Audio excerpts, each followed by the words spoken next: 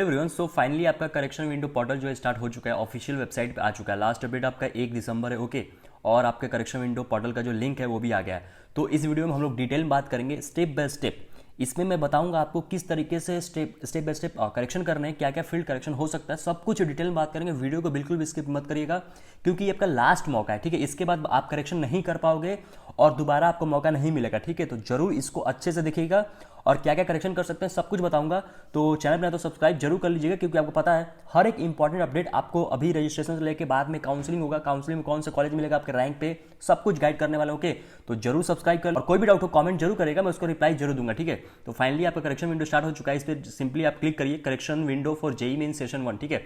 इस पर जैसे ही क्लिक करेंगे आपको ये लिंक आ जाएगा, ठीक है। यहाँ पे सिंपली लॉगिन करना है आपको, आपको यहाँ बेसिकली लॉगिन करना है, ठीक है। आपको लॉगिन करना है। जैसे ही आप लॉगिन करोगे यहाँ पे सिंपली आपको दिख रहा है करेक्शन इन एप्लीकेशन फॉर्म, ठीक है।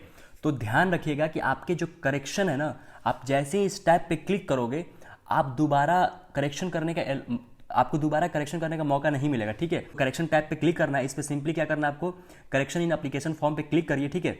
और यहाँ पे आपके करेक्शन एप्लीकेशन फॉर्म दिख रहा है, इस पर फिर से क्लिक करिए, ठीक है। अब इसमें आपको कौन कौन से चीज़ें जो डिटेल है आप इसको चेंज कर सकते हो। जैसे ही आप पर्सनल डिटेल में आओगे, ठीक है, तो यहाँ पे देखो कैटेगरी आप चेंज कर पाओगे, ठीक है। कैटेगरी चेंज करने का ऑप्शन आ रहा है, ठीक है। अब यहाँ पे आपको लेट से मान लेते हैं इसमें नंबर चेंज करना है तो नंबर भी चेंज कर सकते हो। अब इसमें सर्टिफिकेट डेट चेंज करना है तो भी कर सकते हो। इशूइंग अथॉरिटी चेंज करना है ये भी चेंज कर सकते हो, ठीक है। अब इसमें यहाँ पे डायबिटिक में चेंज नहीं कर सकते हो, प्लेस ऑफ रेसिडेंट चेंज नहीं कर पाओगे, ठीक है। और यहाँ पे जो भी चीज़ें आपको चेंज करने का ऑप्शन होगा वहाँ पे आपको जैसे ही आप आइकन लाओगे वहाँ पे चेंज हो जाएगा। और बाकी जो चीज़ें चेंज नहीं होगा यहाँ पे जाओगे तो ये कर्सर जो है आपका ऐसे गोला हो जाएगा, मतलब इसमें चेंज अलाउ नहीं है, ठीक है। तो अगर बाद में बाकी डिटेल में जाते हैं तो यहाँ पे जैसे डिसेबिलिटी डिटेल है, ठीक है। तो डिसेबिलिटी डिटेल में जाओगे तो यहाँ पे आपको यस नो आप सिलेक्ट कर सकते हो, मतलब कि अगर आपका नो है तो यस कर सकते हो, या फिर यस कर दियो तो नो भी कर सकते हो। तो यहाँ पे फिर उसके बाद क्या करना है आपको, कैप्चर डालना और सबमिट एंड नेक्स्ट कर देना, ठीक है। अब इसे मान लेते हैं हम आइडेंटिटी डिटेल में चलेगा, ठीक है। तो आइडेंटिटी डिटेल में भी यहाँ पे क्लियरली मेंशन है कि your identity has been successfully verified with DigiLocker. तो यहाँ पे कुछ करने का तो ऑप्शन ही नहीं है, ओके। अब यहाँ पे देखो एग्जामिनेशन सिटीज़ में आप जाओगे तो एग्जामिनेशन सिटीज़ भी आप यहाँ पे पेपर ऐड कर सकते हो, ठीक है। जैसे अब सेशन 1 यहाँ पे है तो सेशन 1 के लिए है, ठीक है। मान लेते पेपर 1 हटाना हमको तो ये पेपर 1 हटा भी सकते हैं, तो यहाँ पे आपको और पेपर 2 ऐड भी कर सकते हैं, ओके। तो इसमें ऑप्शन इस बार दे दिए, बट पहले ऐसा ऑप्शन नहीं रहता था, ओके। तो यहाँ पे जो है पेपर 1 को अगर मान लो डी सेलेक्ट करना है, या फिर लेट से किसी ने BR का कर दिया है और बी प्लानिंग भी ऐड कर दे तो उसको डी सेलेक्ट कर पाओगे यहाँ पे, ओके। अभी फिलहाल जो ऑप्शन दिख रहा है, और फिर उसके बाद क्या करना है, यहाँ पे अपना कैप्चर डालना है और फिर सेव एंड नेक्स्ट करना, ओके। फिर उसके बाद जो है लेट से यहाँ पे आपके इमरजेंसी कॉन्टैक्ट डिटेल तो ये चेंज नहीं हो पाएगा, ऑफकोर्स यहाँ पे तो डेफिनेटली ये चेंज नहीं हो पाएगा। जैसे बहुत सारे लोग का डाउट रहता है, जिससे मान लेते हैं यहाँ पे फादर नेम भी चेंज कर सकते हो, यहाँ पे आप गार्जियन नेम भी चेंज कर सकते हो, ओके। यहाँ पे फादर नेम चेंज कर सकते हो, यहाँ पे आप मदर नेम चेंज कर सकते हो, ओके। कैटेगरी वगैरह चेंज कर सकते हो। तो यहाँ पे सिंपली आपको कैप्चर डालना है और सेव एंड नेक्स्ट कर देना है, ठीक है।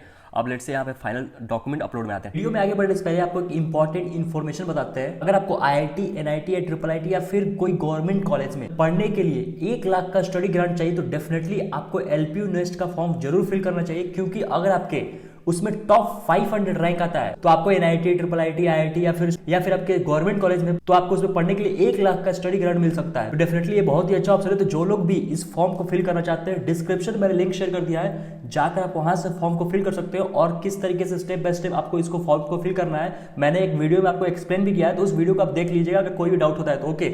और डेफिनेटली आप मेरा कूपन कोड जरूर यूज कीजिएगा ताकि आपको मैक्सिमम डिस्काउंट मिले, ओके। और देखो पहली बात कि भाई LPU नेस्ट का अगर फॉर्म भरते हो तो आपको 1 लाख का स्टडी ग्रांट मिल जाएगा, ठीक है। दूसरा जो कि मोस्ट इंपॉर्टेंट है, अगर मान लेते हैं बाद में अगर आपको IIT में, NIT में या फिर IIIT में या फिर गवर्नमेंट कॉलेज में अगर आपको जिसमें आप टारगेट करो उसमें एडमिशन नहीं मिलता है, और अगर आप LPU में एडमिशन लेना चाहते हो तो डेफिनेटली आप एडमिशन तभी ले पाओगे जब आप LPU नेस्ट में एग्जाम दे रहोगे, क्योंकि आप जो एग्जाम दे रहोगे ना उसी के बेसिस पे आपको स्कॉलरशिप मिल रहा होगा, उसी के बेसिस पे आपको एडमिशन मिल रहा होगा। अप टू 100% स्कॉलरशिप मिल सकता है, ठीक है। और जो स्टूडेंट लेते हैं कि अगर उनके पेरेंट्स टीचिंग बैकग्राउंड से या फिर डिफेंस से है तो उनको और एक्स्ट्रा डिस्काउंट मिलता है, आप कह लो कि और ज्यादा स्कॉलरशिप मिलता है, ठीक है। और वही अगर बात करें LPU की रैंकिंग की तो इसमें आपको NIF रैंकिंग आपको 27 मिल जाएगा, ठीक है। द वर्ल्ड यूनिवर्सिटी रैंकिंग 2025 में 9th नंबर पे है, ओके।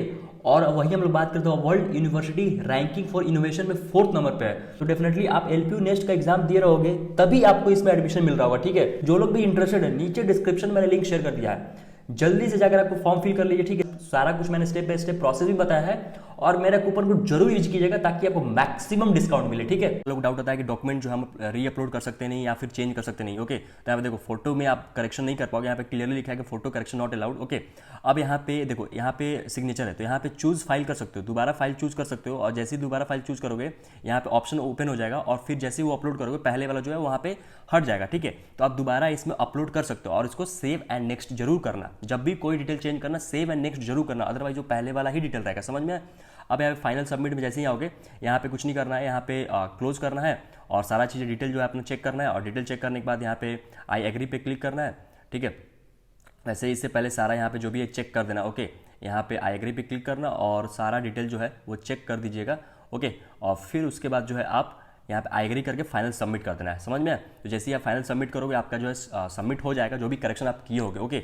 अब यहाँ पे दोबारा जब करेक्शन के लिए जाओगे तो दोबारा करेक्शन नहीं कर पाओगे क्योंकि ये एक ही बार जो है आपका इसमें फैसिलिटी मिलता है। तो यहाँ पे मेंशन किया कि you have made the changes in your application form particularly successfully, तो यहाँ पे जैसे क्लिक करोगे होम पे आ जाओगे, समझ में आया?